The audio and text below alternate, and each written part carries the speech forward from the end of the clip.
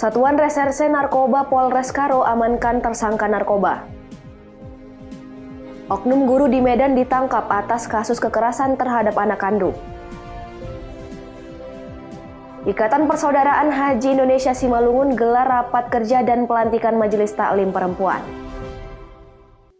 Selamat malam pemirsa, selain cuplikan berita tadi, kami juga akan menghadirkan beragam informasi menarik lainnya. Bersama saya Ari Mustika, pemirsa, inilah Sumut Hari Ini Malam selengkapnya.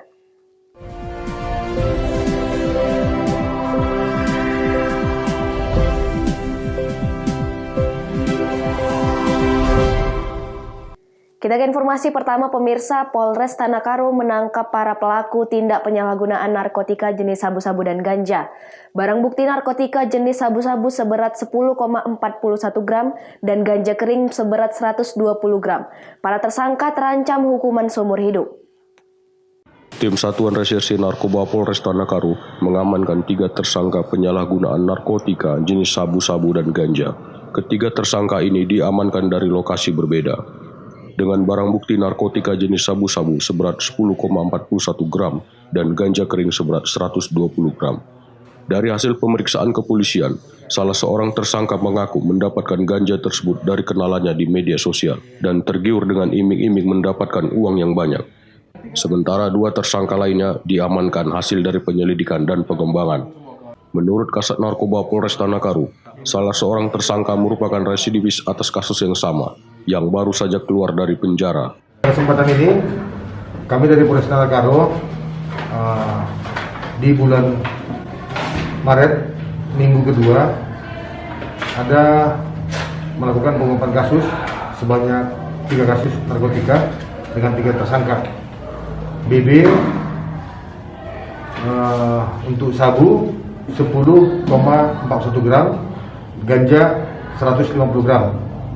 Ini tersangka kami persangkakan pasal 111, 111, 114 Undang-Undang Nomor 35 Tahun 2009 tentang narkotika yang ancaman hukumannya 5 tahun sampai dengan 20 tahun. Ya, kemudian salah satu tersangka merupakan residivis ini, apakah benar? Dari 3 kasus yang kami amankan ini 2 kasus terangkai. Artinya 1 kami amankan, kemudian kami lakukan pengembangan terhadap si pemasok barang. Ini adalah seorang residivis yang baru keluar pada bulan November 2019. Tersangka ini juga ditahan atau menjalani hukuman kasus narkotika.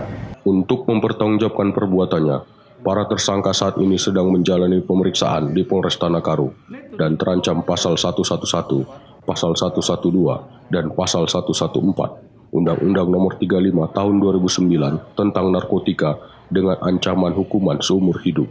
Chandra Bukit melaporkan untuk Evarina TV.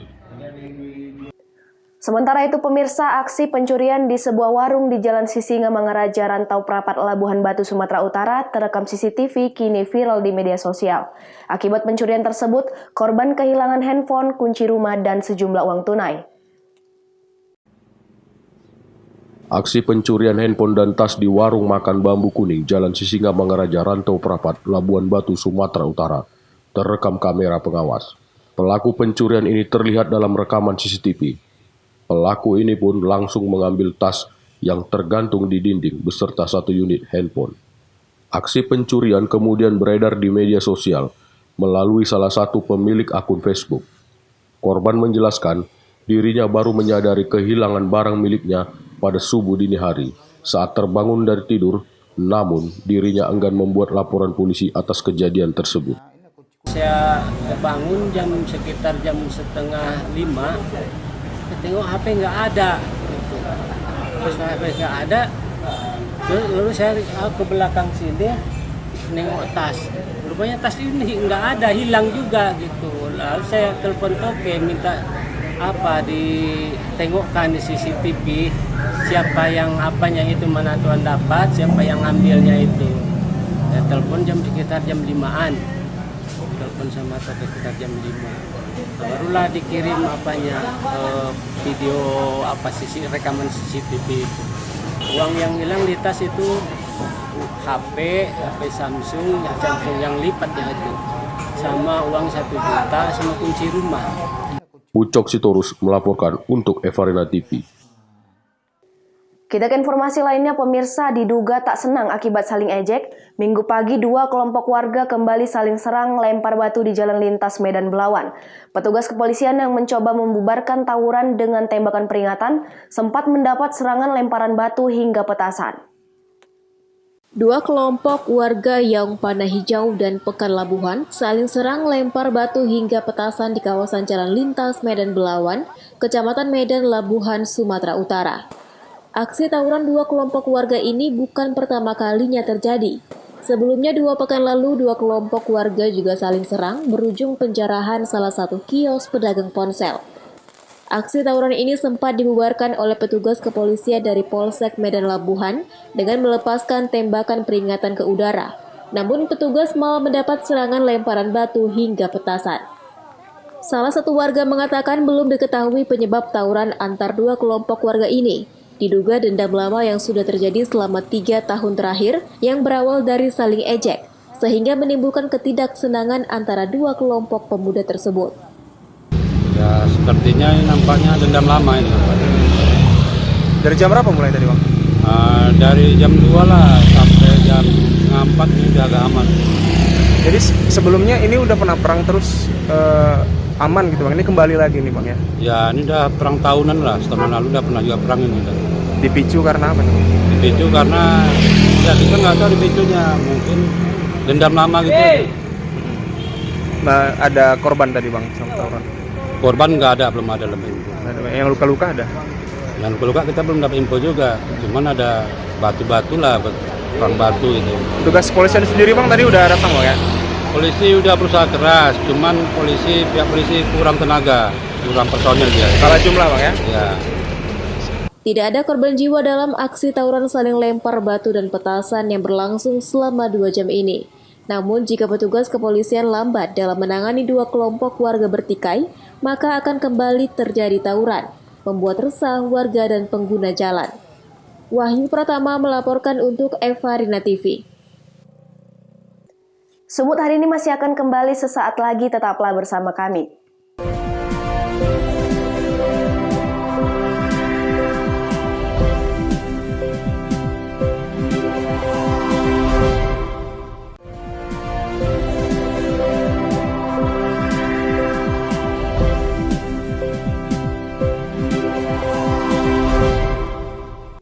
Terima kasih masih bersama kami. Pemirsa, oknum guru SMK di Kota Medan ditangkap petugas perlindungan perempuan dan anak Polsek Sunggal karena terbukti melakukan kekerasan terhadap 5 anak kandungnya sendiri.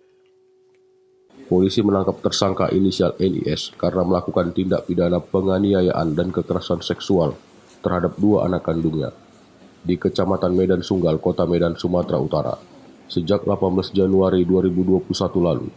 Pelaku diketahui merupakan oknum guru aparatur sipil negara di salah satu sekolah menengah kejuran di Kota Medan.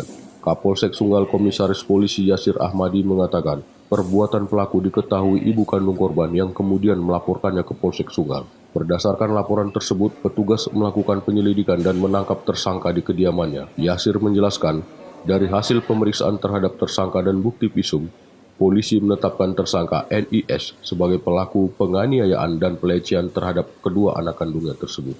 Menerangkan bahwa perbuatan tersebut dilakukan sudah 5 kali, sedangkan korban KBS menerangkan bahwa perbuatan tersebut dilakukan sudah 2 kali.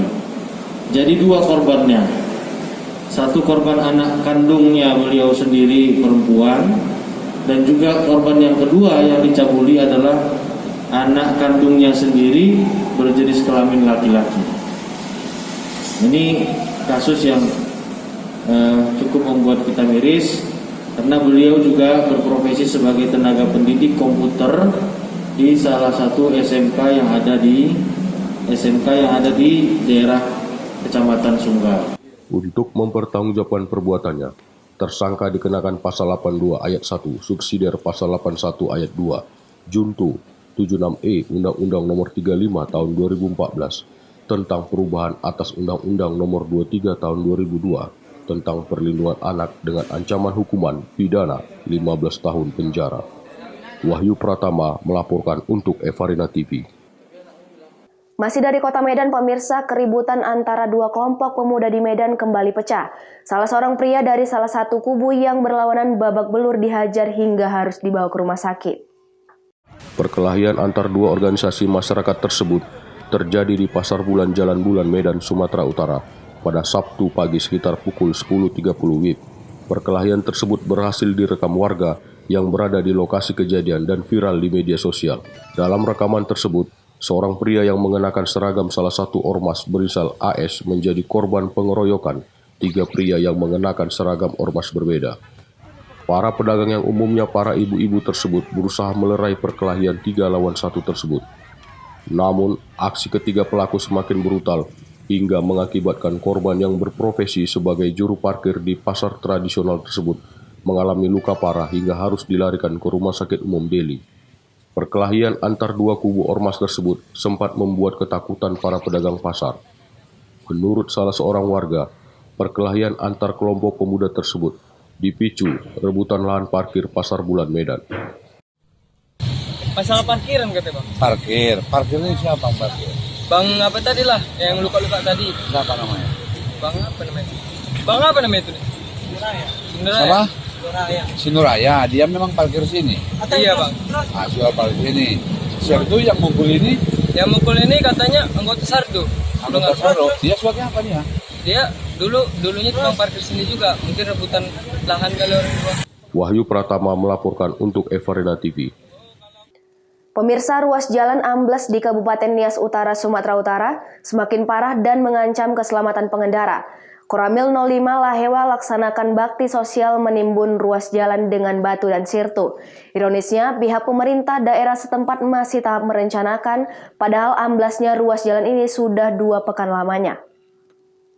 Kondisi ruas jalan yang amblas di Desa Hilimbosi, Kecamatan Sitoloori, Kabupaten Nias Utara, Sumatera Utara semakin parah dan mengancam keselamatan pengendara, bahkan semakin memperluas retaknya tanah mendekati rumah warga. Prihatin dengan kondisi tersebut, Koramil 05 Lahewa bersama personil Koramil 06 Tuhemberua dan personil Polsek Tuhemberua secara inisiatif melaksanakan bakti sosial menimbun kedua ujung ruas jalan yang amblas dengan batu dan sirtu. Warga setempat juga membantu sejumlah pengendara yang masih memilih melewati ruas jalan ini, bahkan mendatangkan alat berat milik warga untuk mempercepat penimbunan. Untuk menghindari adanya kecelakaan, Kapten Infantri Hesea Rulase selaku dan Ramil 05 Lahewa menghimbau kepada masyarakat untuk sementara tidak melewati ruas jalan yang amblas ini hingga benar-benar selesai penanganan nantinya dari pihak pemerintah daerah. Saat ini aktivitas lalu lintas dari Nias Utara ke kota Gunung Sitoli atau sebaliknya telah dialihkan melewati ruas jalan Kecamatan Sawo sesuai imbauan yang diedarkan oleh Dinas Perhubungan setempat baru-baru ini. Sementara, pemerintah daerah Kabupaten Nias Utara sampai saat ini masih dalam tahap merencanakan. Padahal ruas jalan yang amblas ini sudah selama 2 pekan.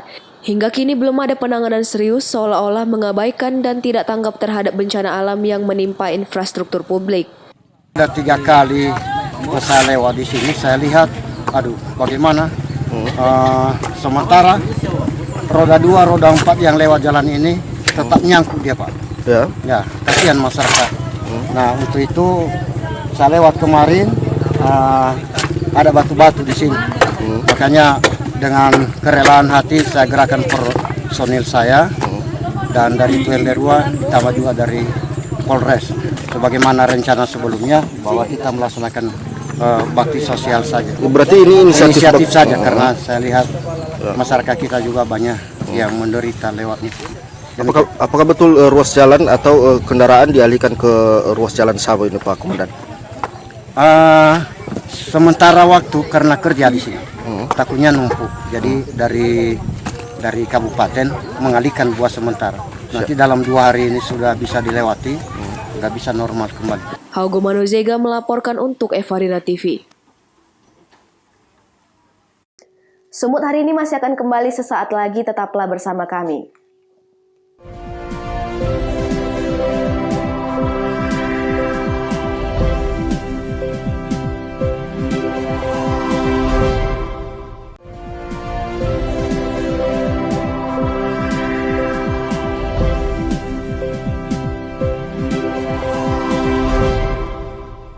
Terima kasih masih bersama kami.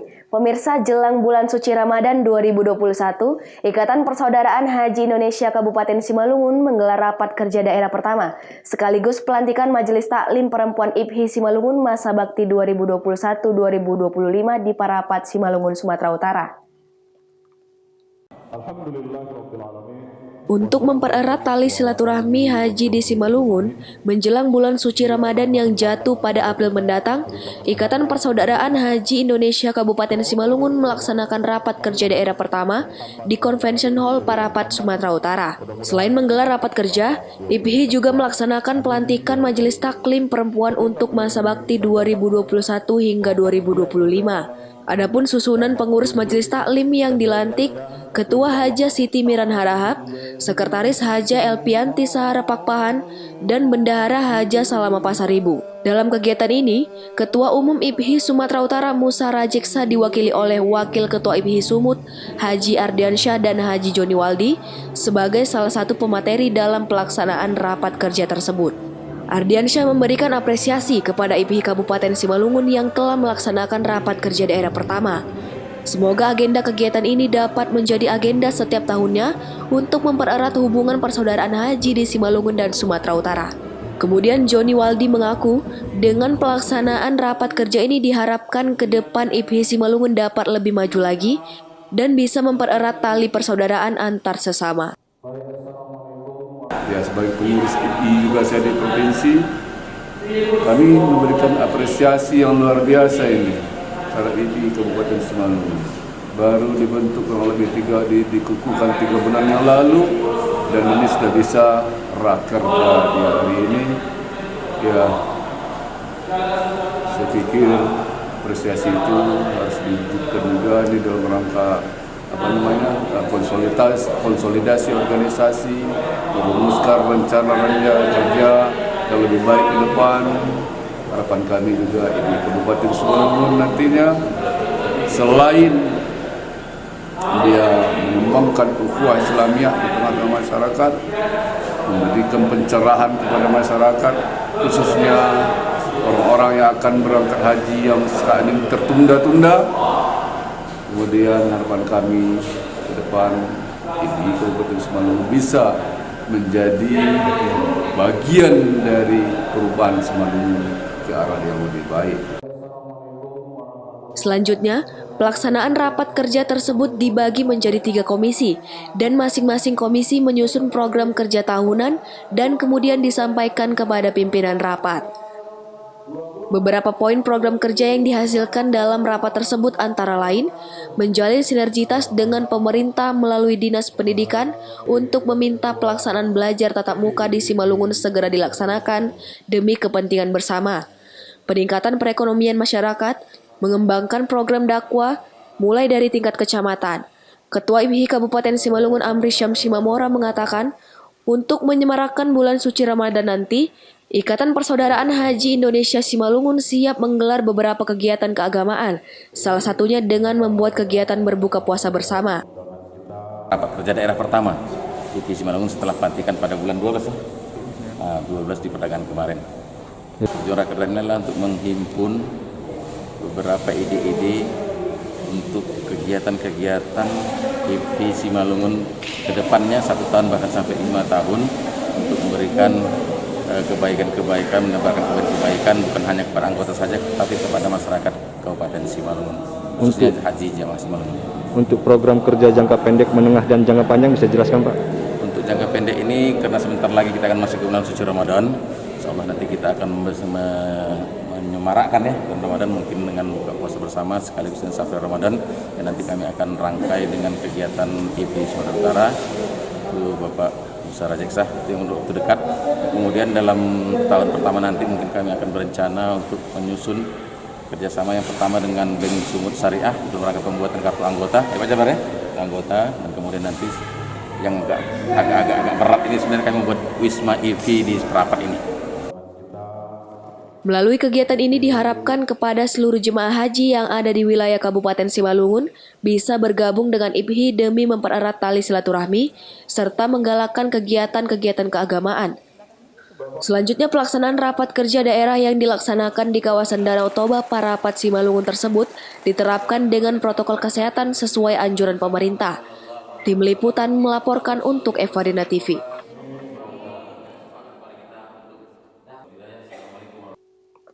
Pemirsa, jalan rusak Batu Jomba di Sipirok selama ini menjadi momok menakutkan bagi para pengendara yang melintas. Selain kondisi jalan yang rusak dan menanjak, juga sering terjadi pungutan liar kepada para pengendara. Kapolres Tapanuli Selatan beserta Kodim 0212 TS dan Pemkab Tapanuli Selatan kini sedang memperbaiki jalan sepanjang 100 meter tersebut. Kapolres Tapanuli Selatan AKBP Roman Smaradana LH beserta personel Kodim 0212 Tapanuli Selatan, Brimob IONC Sipirok, dan Dinas Perhubungan Tapanuli Selatan Minggu siang kemarin melakukan gotong royong memperbaiki jalan rusak lintas Sipirok Tarutung di Desa Batu Jomba, Kecamatan Sipirok. Ratusan personel Polri dan TNI serta Dinas Perhubungan melakukan perataan badan jalan dengan cangkul sehingga mudah dilalui kendaraan yang melintas. Kondisi jalan yang menanjak dan rusak parah membuat jalan ini sulit untuk dilewati kendaraan, sehingga sering terjadi kemacetan. Hal ini diperparah lagi jika musim hujan tiba dan membuat jalan menjadi licin. Jalan di Batu Jomba ini memang sudah menjadi momok yang menakutkan bagi para pengendara. Hal ini diperparah lagi adanya kutipan liar dari warga sekitar yang membuat pengendara enggan dan takut melalui jalur ini. Kapolres Tapanuli Selatan AKBP Roman Smaradana berharap dengan adanya perbaikan jalan dari Polres Tapanuli Selatan, Kodim 0212 serta Pemkab Tapanuli Selatan ini akan menghindari terjadinya kemacetan dan pungutan liar, sehingga pengendara bisa dengan nyaman melewati jalur Batu Jomba. Di Kodim 0212 Tapanuli Selatan, kemudian satu lagi dari rekan kita di Brimob Batalion C Polda Sumut melaksanakan kegiatan gotong royong atau kerja bakti dan bersama stakeholder terkait khususnya Balai Jalan Nasional untuk memperbaiki setidaknya agar jalan tersebut bisa dilewati oleh masyarakat yang melintas di jalur Batu Jomba ini supaya kemacetan tidak terjadi dan gangguan tindak pidana tidak terjadi di wilayah ini. Azan Sinaga melaporkan untuk Evadina TV. Pemirsa, demikianlah rangkaian informasi dalam Sumut hari ini malam. Saya Ari Mustika mewakili kerabat kerja yang bertugas pamit undur diri. Terima kasih atas kebersamaan Anda dan sampai jumpa.